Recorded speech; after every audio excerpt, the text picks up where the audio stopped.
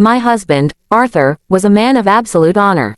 He spent 30 years in the United States Army, climbing the ranks to become a respected colonel before he finally retired. He was a mountain of a man, disciplined, deeply protective, and fiercely loyal.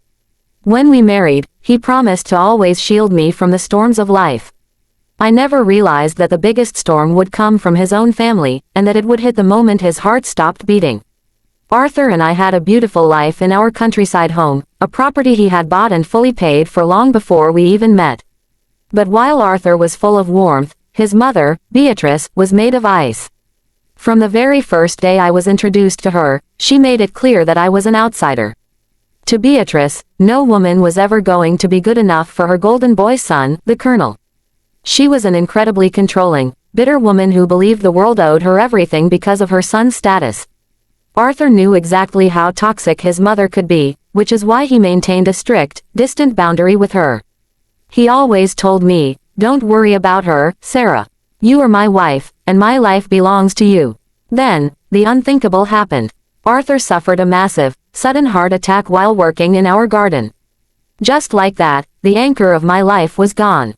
I was entirely consumed by a tidal wave of grief. My mind was numb, and my heart was shattered. But while the tears were still fresh on my face, the vultures began to circle. Less than 24 hours after Arthur's passing, before his military funeral had even been arranged, the front door of my house flew open. It was Beatrice, followed closely by Arthur's estranged younger brother, Julian.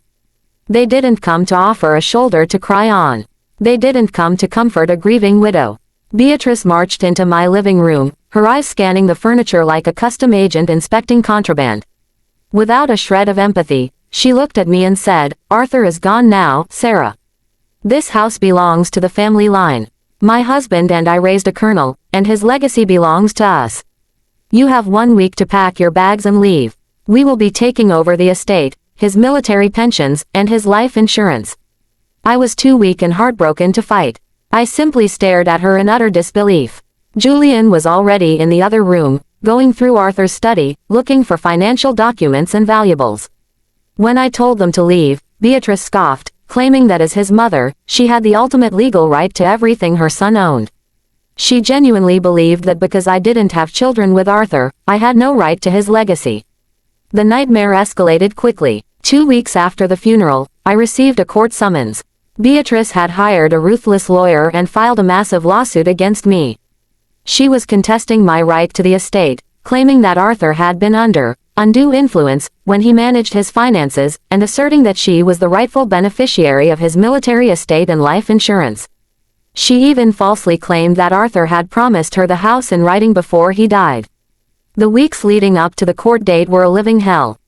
I was grieving the love of my life while being publicly dragged through the mud by his own mother. She told everyone in our community that I was a gold digger who was trying to steal a dead soldier's hard-earned wealth. I felt completely isolated, powerless, and utterly exhausted. Finally, the day of the hearing arrived. The courtroom was cold and intimidating. Beatrice sat across from me, dressed in elegant black, looking smug and entirely confident.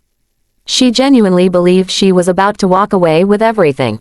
Her lawyer stood up and gave a lengthy, dramatic speech about a mother's devotion to her heroic son, arguing that the estate should rightfully revert back to the matriarch of the family.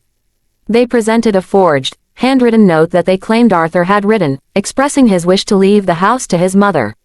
The judge, a stern, sharp-eyed man named Judge Miller, listened silently. He adjusted his glasses and looked through the pile of documents on his desk. The room was dead silent. I held my breath, my hands shaking under the table, praying that justice would somehow prevail. Judge Miller finally cleared his throat and looked directly at Beatrice. The courtroom grew even quieter. "Mrs. Beatrice," the judge began, his voice echoing off the walls.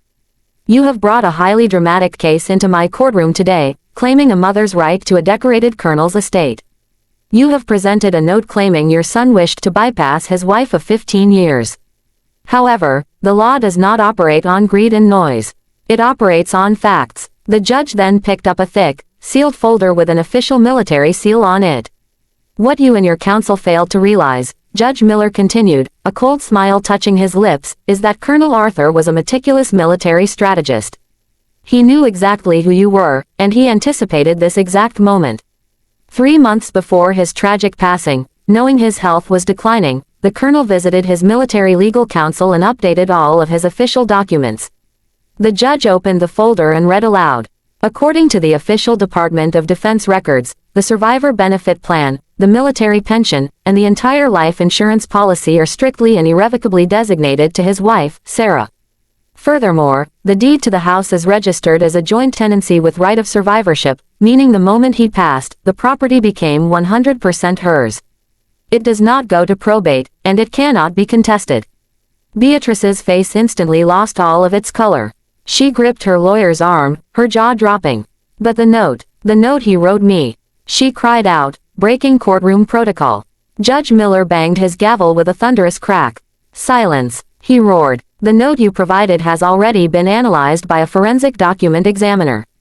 The signature is an amateur forgery. Not only are your claims entirely fraudulent, but you have also submitted false evidence to a court of law. The judge leaned forward, his eyes locking onto Beatrice with absolute disdain.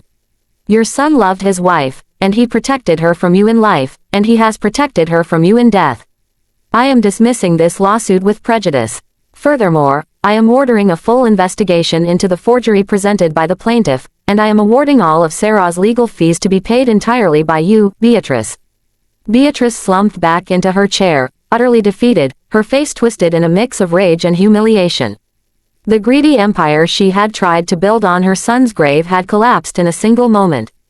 I sat there, tears streaming down my face, but for the first time in weeks, they were tears of pure relief. As I walked out of the courtroom, leaving a panicked Beatrice arguing with her lawyer, I looked up and whispered a thank you to Arthur. Even from the heavens, my colonel had fought one last battle to keep me safe.